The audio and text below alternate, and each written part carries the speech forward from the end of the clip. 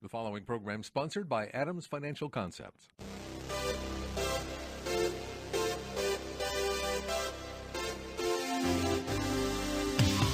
About money, a different approach to investing you won't hear anywhere else. Your host, Mike Adams, is a registered investment advisor and works with investment portfolios exceeding over $100,000 in net worth, and has a proven track record of managing long-term investments surpassing the markets in the long term. The information shared on the following program is for educational purposes only, and any investment advice given may not be suitable for all investors. And now, here's Mike. It's Thursday afternoon, and you're listening to About Money. Or it could be Friday because this is rebroadcast on Friday, or it could be Saturday because it's rebroadcast on Saturdays as well. But it's Thursday. Thursday is the day of the vote on the health care bill, the Trumpcare, or the Republican care, or whatever you want to call it. The vote is supposed to be Thursday. May happen, may not happen. And that tells you what day that I'm broadcasting. By this time, you'll know. But Obamacare, and people have talked about the repeal and replace Obamacare, a lot of it is focused on what the impact of the Republican proposal to replace is going to be. And the talk has been about the impact for the young person, the impact for the person who essentially is on Social Security, whose cost is going to increase significantly. But the whole thing, talking about healthcare, raises the question, and for me and for most of my listeners, for you out there, the question is the impact of healthcare for you. And I think you'll be surprised at what it is. Not the healthcare package that's being passed, but healthcare in general for what you're doing. In the old days, in days gone by, they used to say, if you reached retirement age and had 80% of your working salary, you should be okay. I don't believe that that's true anymore. That was determined when people were living and the life expectancy was 70 years of age or 72. Not long after you retired, you had a few more years and then died. That's not true today. The fastest growing demographic in this country is the 100 plus. There was a time when I was a child that I can remember Art Linkletter had a program called Queen for a Day. And on that program, a person turned 100 years old, they would announce the name. So anyone anywhere in this country who turned 100 would get national recognition. Now, everyone knows at least one person who's 100. If they don't know, don't have many that they know that are 100 years old. We're living much longer. Retirement age may be 65 for many people, but even at that, 45% of men surveyed in their 50s and 60s say they intend to continue to work past retirement age. That's the change that's going on. But as people get into the retirement age, as you get older and past the 65 years of age, what happens is the assumption has always been that expenses are essentially flat at that 80%. It's going to be higher than 80%. And what happens with most expenses is they decline, except for two. Do you know what the two are? Of course you know it. Healthcare is going to be one, but transportation is the other. Little surprising, but when you think about it, as you get older, some people have problems with night vision, they don't drive, they take taxis, they take Uber, whatever, they get around. Transportation is a significant cost that increases, but healthcare is a major expense. And if you're an affluent person, you need to be prepared for that expense. It's not going to be minor. There was an article in Barron's back at the beginning of February talking about healthcare and basing a lot of the results on a fidelity study. And I met some of the people who did the fidelity study at a conference, and I'll talk about that later. But they talk in that article about Medicare. And there are people who live just with Medicare. But even at that, a couple who live and can only afford Medicare without any supplemental health insurance, from the time they're 65 until 89, they're going to spend about $260,000. Think about that. Think about that. In 25 years, they're going to spend out about $10,000 a year. That's an elderly couple that is living just on Medicare. About a third of that goes to the premiums, and the rest of that goes to copays and deductibles and drug and medical cost. But most of the listeners are not just going to be on Medicare. They're going to have a supplemental policy that's going to pick up a significant portion of cost. So they're going to have Medicare and a supplemental policy. But you'd be surprised, most people don't understand what Medicare does and what it covers. Because with Medicare, it covers in terms of drugs, it covers the basics. In most healthcare, it covers the basics, but it doesn't go beyond that. For drugs, you get generics, but not the biologics. And a lot of chronic conditions need biologics today. If you look at cancer, multiple sclerosis, hepatitis C, and some of the other chronic diseases, the treatments, if you really want the real latest medications, those are not covered by Medicare. For multiple sclerosis, tediferia or Copaxone, those are going to add an additional $6,000 per year. Blood cancer, Revlimid adds $12,000 a year. All these biologics that are coming will add to your healthcare bill. And that means, and that's not the exact cost, because some of that is covered by Medicare and some of that's covered by the supplemental. This is the out-of-pocket copay additional deductible expense. In addition to that, there's going to be testing and physical treatments, which are limited in the supplemental plans and in Medicare. When you talk about cataract surgery, for example, cataracts, most older people have cataracts. Medicare covers surgery. It doesn't cover laser surgery. Physical surgery is all that Medicare covers. So if you want to have the more appropriate laser surgery, you're talking about out-of-pocket $1,500 per eye. That's just one of the examples. For diabetes and cancer, heart disease, Parkinson's, you can add 75% to the total cost that I'm going to talk about. Dementia will add another 75%.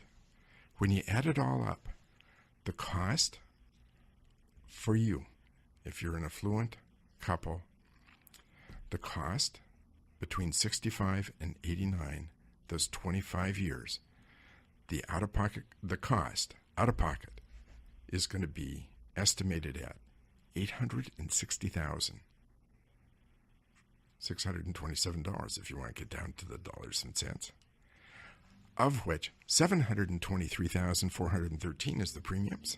Almost $750,000 is what you're going to pay in premiums for your Medicare and for the supplement, and another $120,000 out of pocket. But if you have some of those chronic diseases, you can add 75% to that.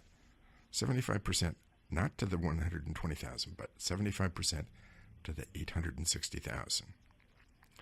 That means if you're 65 today and looking at what it's going to cost, you're talking a minimum of $1 million and possibly $2 to $2.5 million that you're going to need just to cover medical costs, not counting transportation, not counting food, not counting housing, not counting any of the other costs.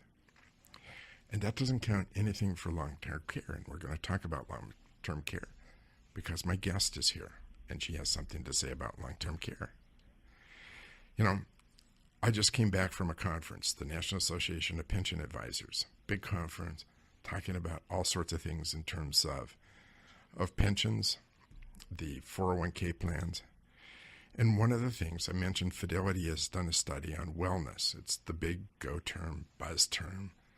The big thing that people are talking about is total wellness. And what they found is that 57% of people don't feel good about money. 57%. They're worried about running out of money. 42% feel very, very anxious about money. 31% feel they have too much debt. 51% of millennials say they're less committed to their job because they're worried about paying off their debt. But one of the statistics that really struck me is that 24% of people surveyed said that they had avoided a medical treatment because they were concerned about not having enough money. 1 out of every 4 persons avoided a medical treatment because they were concerned about the cost. Not that it wasn't covered by insurance, not that it wasn't covered by Medicare or their supplemental premiums, depending upon their age, but because of the out-of-pocket cost. 24%, 1 out of 4. 71% of the people surveyed said they feel terrible about their financial situation. You're not alone. We're going to cover more on this, so don't go away. We're coming to the commercial break. Lots of things to say today. Stay with me. About Money with Mike Adams will resume in a moment on Business Radio 1300 KKOL. For more information, click on adamsfinancialconcepts.com.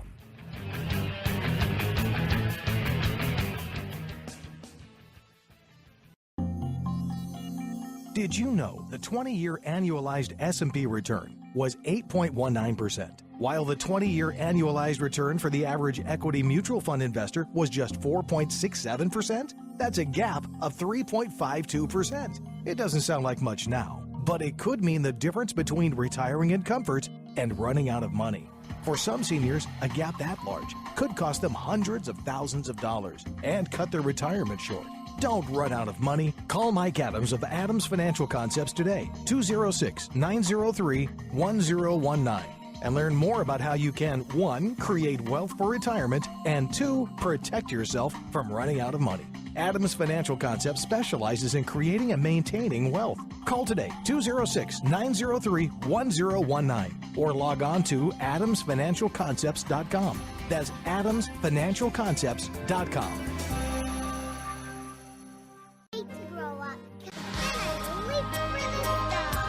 Jeffrey Modell Foundation, helping children reach for their dreams. Visit info for.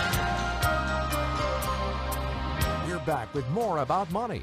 For details on what you hear on today's show, visit adamsfinancialconcepts.com. Now, here again is Mike Adams.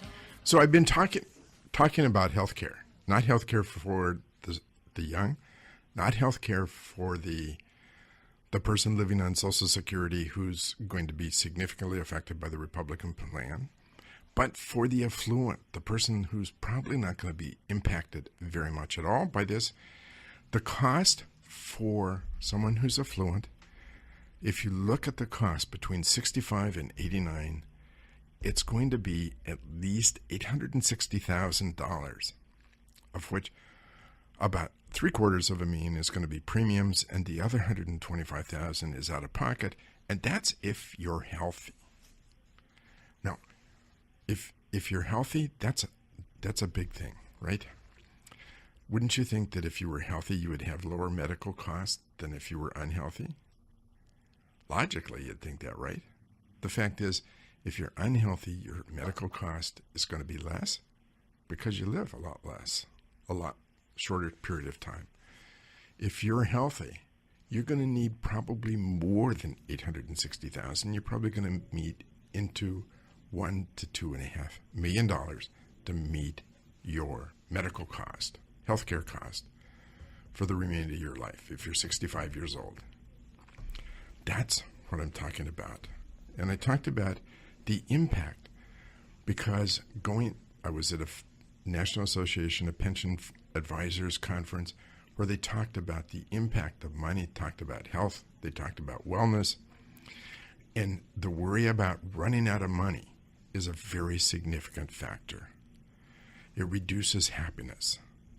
You know, many, if not most, financial plans have this curve that shows people using their principal down, and at age 99, they've used up their money. You know, I recently saw a financial plan that showed that, and I thought, this is awful. What are you going to do if you live to be 103 years old or 105? What happens then? If you run out of money at 99, what kind of a job do you get when you're 99 years old? You know, it's not going to be at McDonald's probably. I mean, those plans that have people running out of money at 99 are not realistic. As you begin to draw down principal in those plans, you are facing the possibility that you're going to run out of money before you die. That's significant.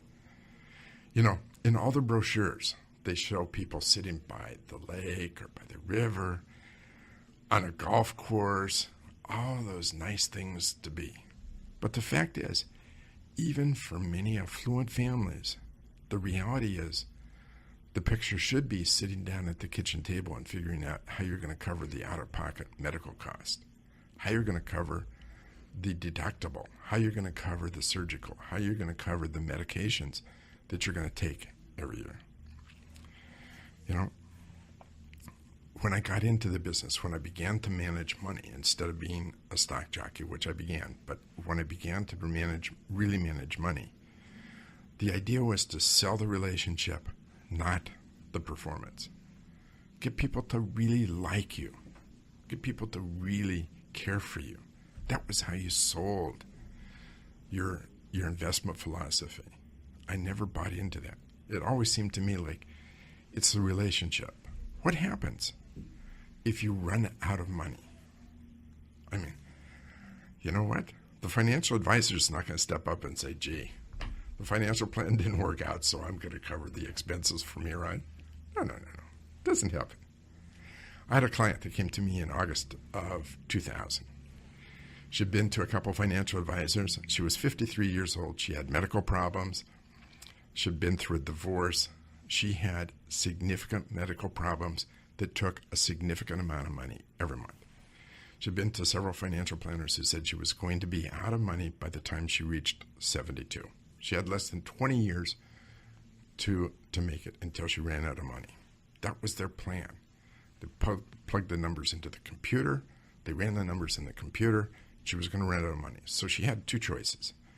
She could reduce her living expenses by a third, or she could reduce her medications and live in a much lower quality of life. That's what they recommended. So she came to me today. She's still living.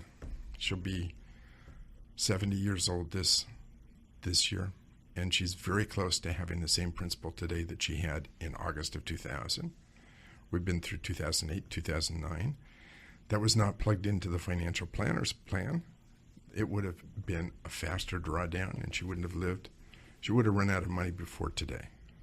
But that's just one example. And I can't think of any one of my clients that's ever run out of money or coming close to run out of money, because the focus is on getting people to the end of life with all their principal, if not an excess of principal.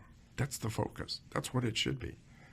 Not to draw down that money, not to reach the point of being 99 years old or 100 years old and needing to get a job. That just doesn't work. If you look at 9% versus 4% over a period of time, it's very significant. Over even 10 years. 10 years at 4% is 140,000, 9% is 217. And if you look at it over 30 years with a 30% down market during some of those times, like we had in 2008, 2009, the difference is 300,000 to 850,000. Performance makes a difference. 1% change in the performance over 20 years will mean that the nest egg is 17% higher. 2%, 35% higher. 5%, you can keep going and going and going. The difference between 5% and 10% over a period of 25 years is a factor of 3. The difference between 5 and 15 is a factor of 9. Think about that. And think about those plans that you may have had. It makes sense to really look closer at what you're doing. So, that brings us to an end. I want to introduce my guest today, Denise Scott from ASCII Partners. Welcome to the program.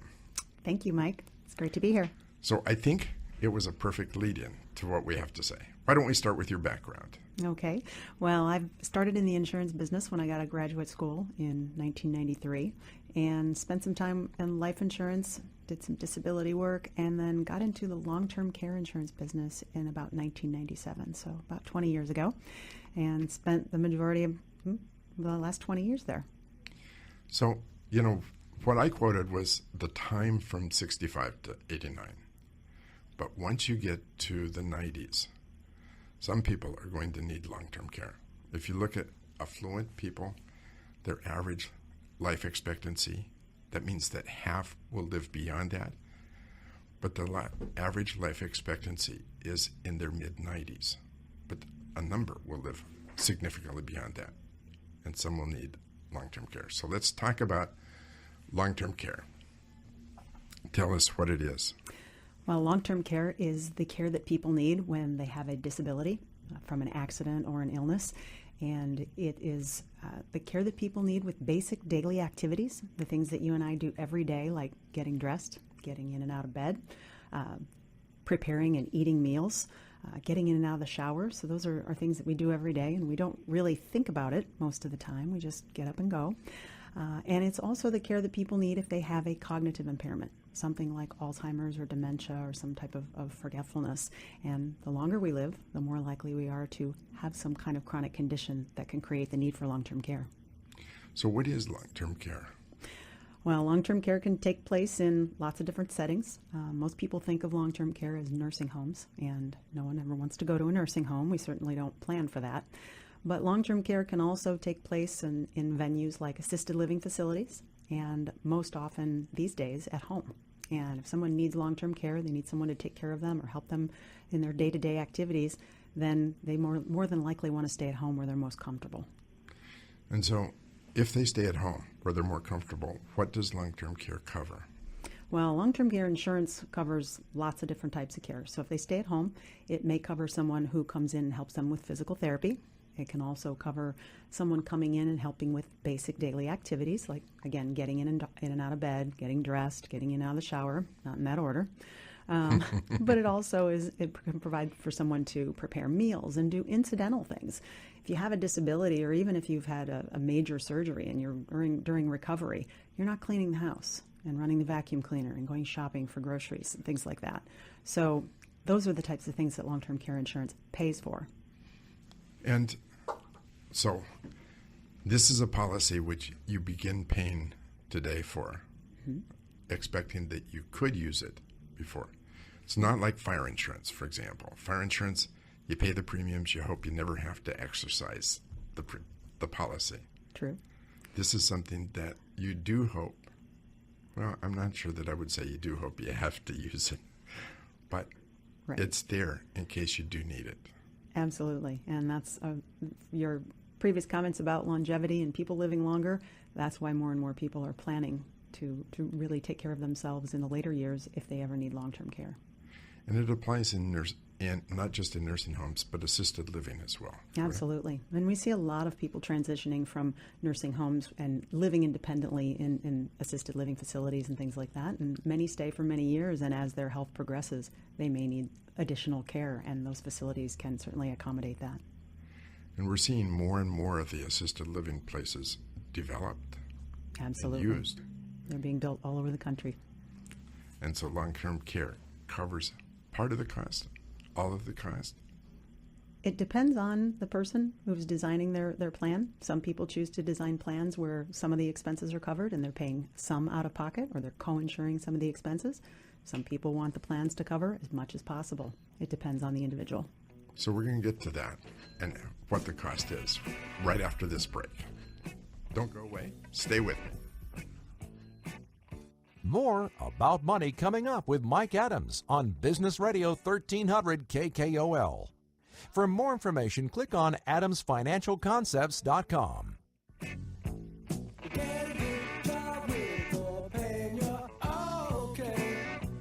Saturday, March 25th, Seattle's rock community gathers at the Triple Door for Play It Forward with the mission of empowering musicians and fans to make the world a better place. Guests include 2017 Rock and Roll Hall of Fame drum legend Alan White of Yes, performing with fellow Rock Hall members from Heart, Michael DeRosier, and Steve Fossen, plus many more special guests. For details on being part of this historic evening and helping to preserve music education for all public school students in Washington State, go to musicaidnorthwest.org, March 25th at the Triple Door. Now we return to About Money. There's more information waiting for you at adamsfinancialconcepts.com. Here again is your host, Mike Adams. So I'm here with Denise Scott. We've been talking of Axia Partners. We've been talking about long-term care. Talked about what it is. I want to talk about how it's structured and what happens. It's based on what kind of factors? Well, long-term care insurance plans are designed with 5 basic components in mind, and these are the traditional plans that are out there today. The first component is the daily benefit.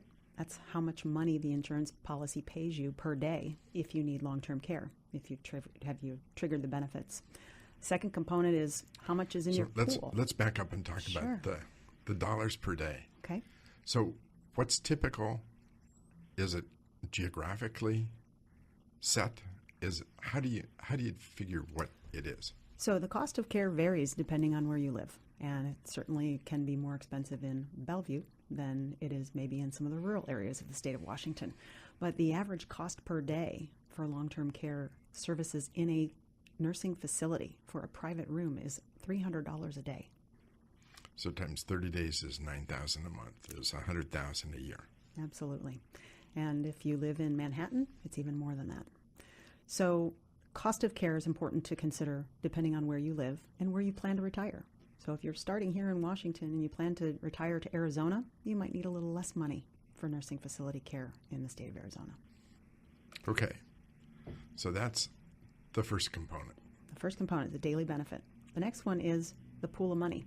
How much money is in your long-term care account for you to draw from over your lifetime? So you can have a pool of money of $100,000, which in this case, our current example would cover us for a year. Or you might be more interested in having something that is a larger pool, or a pool that you can share with your spouse. So there are lots of different considerations there. But $500,000 pool of money, you draw that down as you need it. Maybe you're not spending $9,000 a month. Maybe you're only spending $6,000 on home health care. So that pool of money or that account would last much longer. So the pool of money is also a consideration. How much are you trying to protect? Or how much do you think you'll need for you and your spouse, as you were talking about earlier, Mike, over your lifetime? Mm-hmm. So for somebody that has Social Security, I assume that that's partly an offset you could use. You could.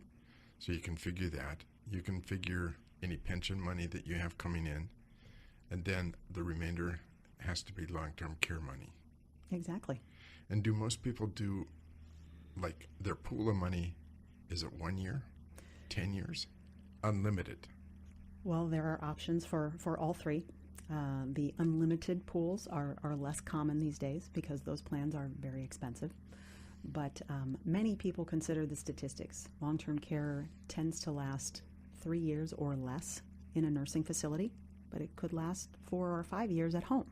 But you could spend less money at home. So it really depends on, again, what you're trying to protect, the other assets or income that you may have to offset those expenses for long-term care. So comparing assisted living to home care, is there a significant difference in the cost? Well, that all depends. If you have someone coming into your home for 24 hours a day, you're going to spend more than you would in a nursing facility. But for a lot of people, that's where they want to be. They don't want to leave the comfort of their home where they're most happy or can be with their spouse. So assisted living tends to run in the middle. of nursing facility care and home care. Most home care is 7 or 8 hours a day services.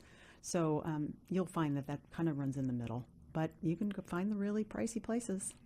Yes. All depends, with all the amenities. So that's the second component. Yes. So the third is the deductible. And you talked about healthcare and Medicare supplement plans. Lots of people design their policies so that their Medicare and health insurance plans cover some of the costs during the first 90 days of a long-term care event. And long-term care, if it doesn't last 90 days or longer, it's not really by definition long-term. The other things are more short-term acute care. So lots of people choose a 90-day deductible. Once that deductible is satisfied, that's it. It doesn't start over every time you use the plan. So 90 days is common choice. So let's go back and talk about what triggers a plan. Okay. How does the plan get triggered in the first place? Well, remember those activities of daily living I mentioned earlier. If your doctor says that you have a need for assistance with 2 out of 6 daily activities, and the doctor says that expectation is that need will last 90 days or longer, that's a trigger. Those 6 activities are bathing, eating, dressing, toileting, continence, and transferring. And transferring is getting in and out of bed, getting in and out of a chair. The other trigger is a cognitive impairment. And we're seeing more and more people, as we're living longer, higher incidence of Alzheimer's and dementia. So, okay, so we've got that component. So the fourth one is whether or not the plan covers all levels of care: home care, assisted living, and nursing home. And most of the plans today do that. There are some out there that give you the option to choose home care only or nursing facility care only. The trouble with those are if you have a home care plan and you wind up in a nursing home, the plan doesn't pay for that. And then there's one final component, and that's inflation.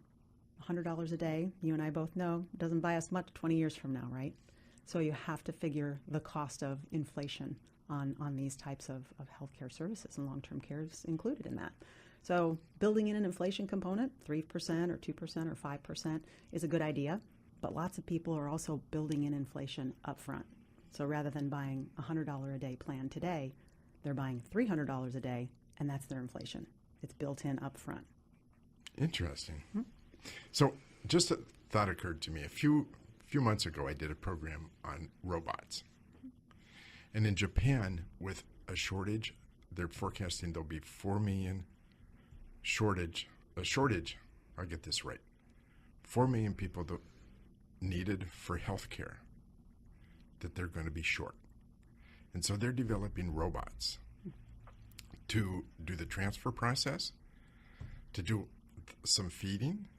So does long-term care cover robotic coverage? So lots of the plans today have built in what's called an alternate plan of care or future care types of services. And so they leave the door open for those types of things. To robotics and home monitoring services that are conducted through the internet and things like that. So there are lots of things that are not specified in the policy, but the doors are open for that type of care service, futuristic. It's an interesting aspect of what's happening in countries like Japan, and I imagine that it will come in the U.S. as well. Absolutely. So as you put all this together, as you put together a plan, if you're 45 or 65, I assume that there's a difference in the cost. There absolutely is. The younger you are when you buy long-term care insurance, the less expensive it is. You buy the plans based on your age when you're starting the plan. So, it could be a span of double, perhaps 2.5 times what you pay if you were 45 compared to if you wait until you're 65. But you also run the risk of becoming uninsurable the longer you wait. So what would cause you to be uninsurable? Well, an immediate need for care would be uninsurable. And you used the fire insurance example earlier. If your house is on fire, you can't buy fire insurance, right? If you have dementia or Alzheimer's, if you currently have things like Lou Gehrig's disease, Parkinson's disease, MS, muscular dystrophy, those are things that we would prevent you from buying long-term care insurance today. So you'd need to have another plan and make sure that you have enough money to pay all those healthcare expenses down the road. But people who have had cancer, Lots of times it depends on the cancer, but it also depends on how long have you been in remission and how is the recovery. And so lots of those conditions are very insurable. And so lots of people out there think, oh, I had cancer or I had a heart attack, I can't get long-term care coverage. And when in fact, there's a good chance that you can. So okay. It's worth investigating.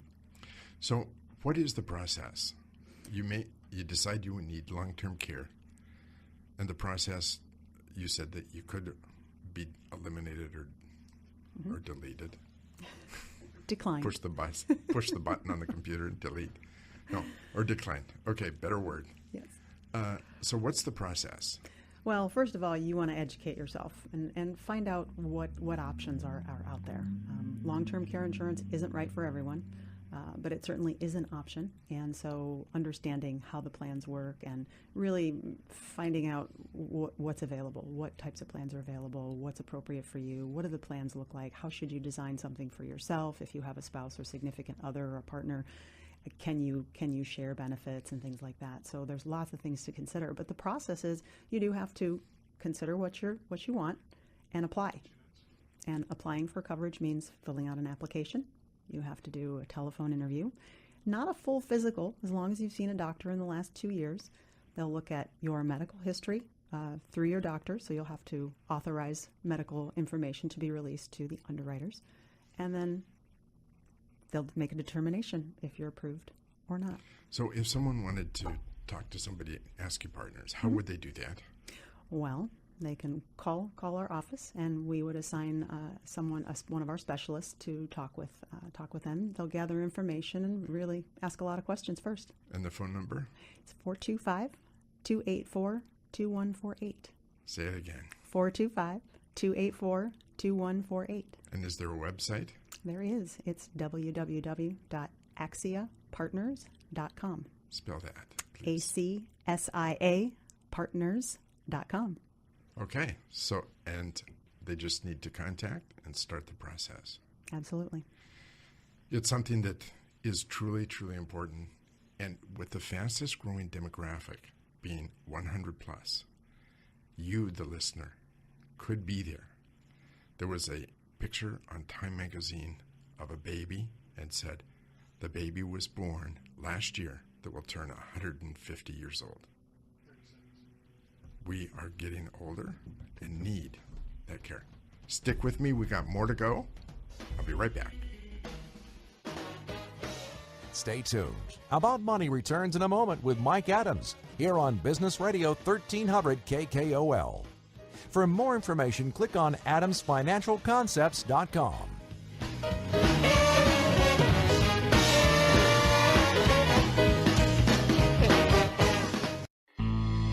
How do you picture retirement? House on the beach, small farm in the country, traveling the world with your spouse. The one thing you don't picture is running out of money. Retirement dreams are shattered all too often by poor investment choices, sending many retirees back to work. If you think the job market is tough now, try entering it after you've retired. Don't run out of money. Start planning now. Call Mike Adams of Adams Financial Concepts today at 206-903-1019 and learn more about how you can create wealth for retirement and probably, most importantly, protect yourself from running out of money. Adams Financial Concepts specializes in creating and maintaining wealth. Call today, 206-903-1019 or log on to adamsfinancialconcepts.com. That's adamsfinancialconcepts.com.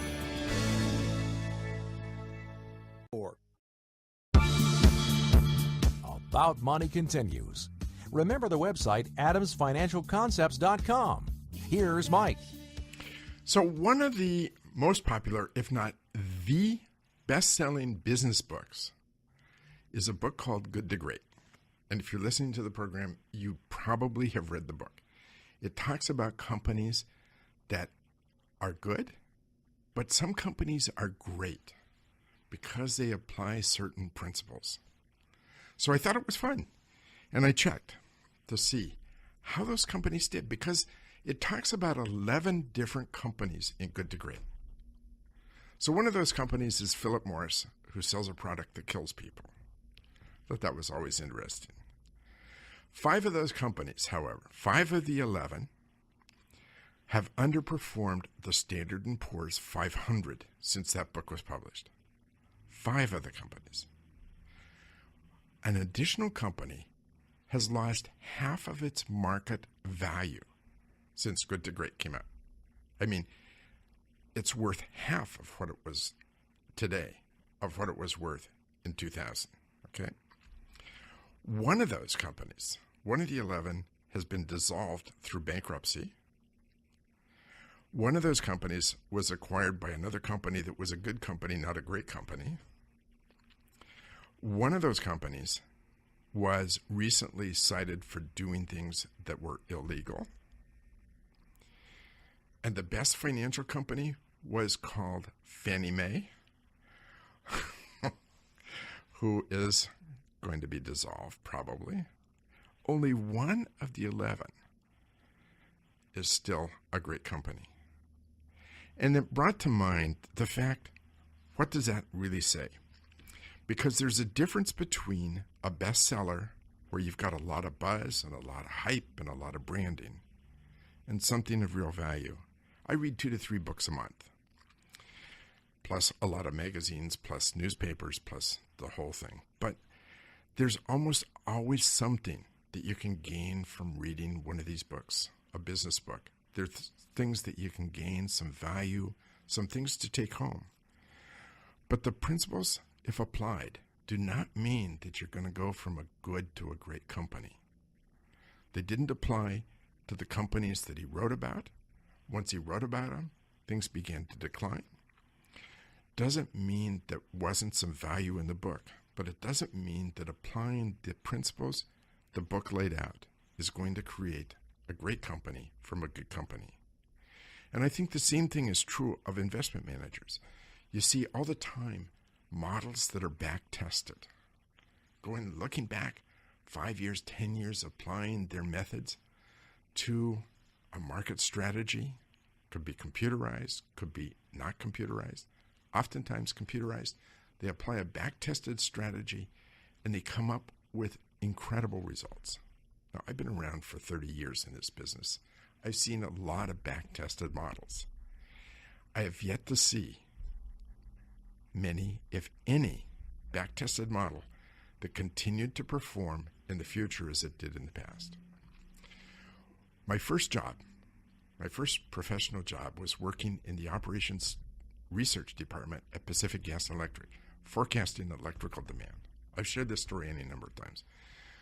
The idea is, if you are an electric utility, if you build a facility to generate power too soon, you pay too much money.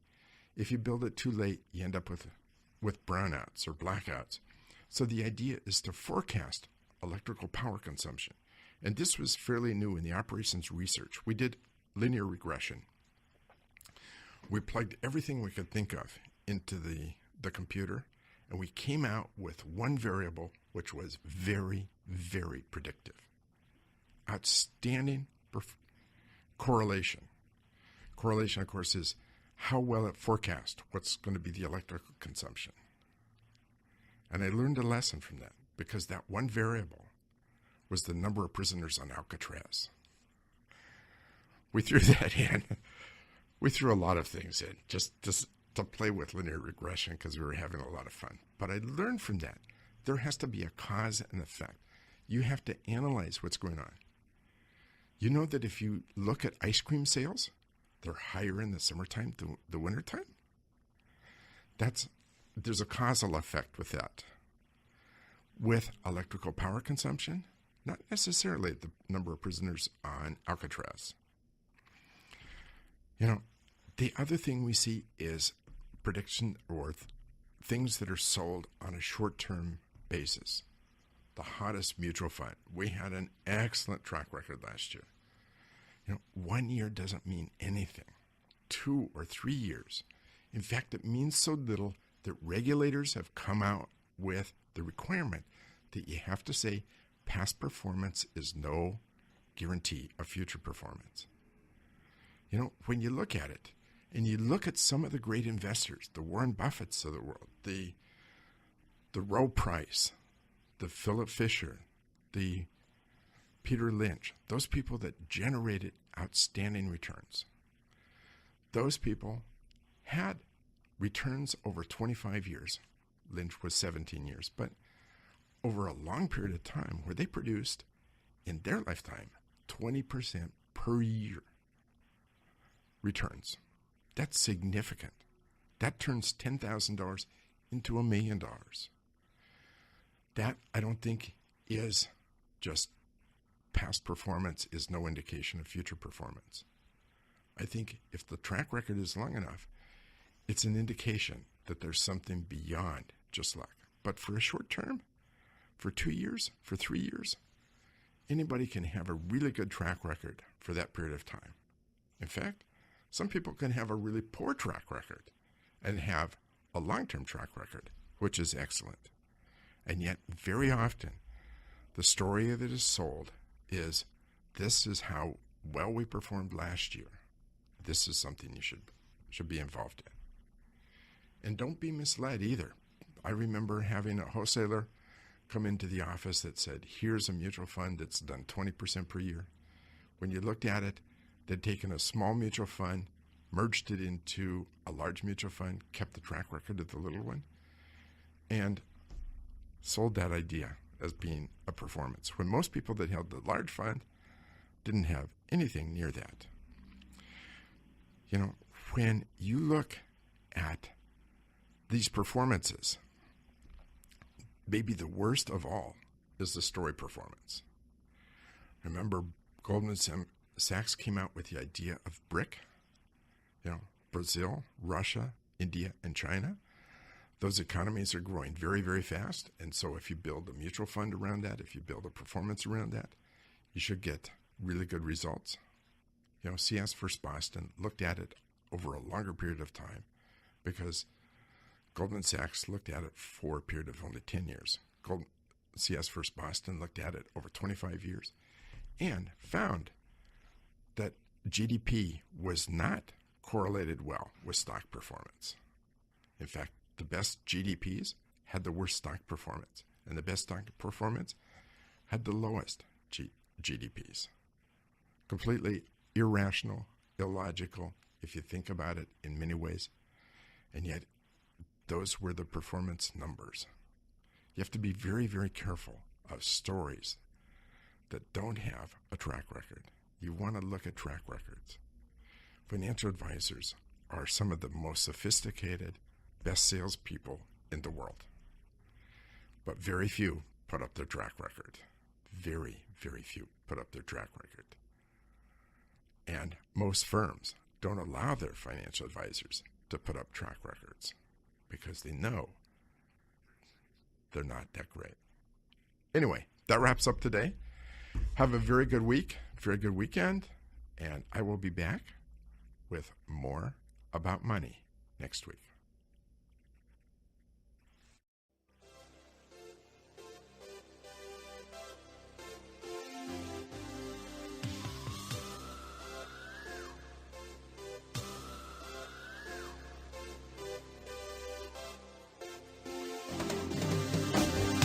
You've been listening to About Money with Mike Adams, a registered investment advisor. If you'd like more information about what you heard today, or about Mike's investment philosophy and strategy, or if you want Mike to evaluate your own portfolio, click on adamsfinancialconcepts.com. That's adamsfinancialconcepts.com. The information shared on the preceding program was for educational purposes only, and any investment advice given may not be suitable for all investors. Join us again for more About Money with Mike Adams here on Business Radio 1300 KKOL. The preceding program was sponsored by Adams Financial Concepts. Saturday, March 25th, Seattle's rock community gathers at the Triple Door for Play It Forward with the mission of empowering musicians and fans to make the world a better place. Guests include 2017 Rock and Roll Hall of Fame drum legend Alan White of Yes, performing with fellow Rock Hall members from Heart, Michael DeRosier, and Steve Fossen, plus many more special guests. For details on being part of this historic evening and helping to preserve music education for all public school students in Washington State, go to musicaidnorthwest.org. March 25th at the Triple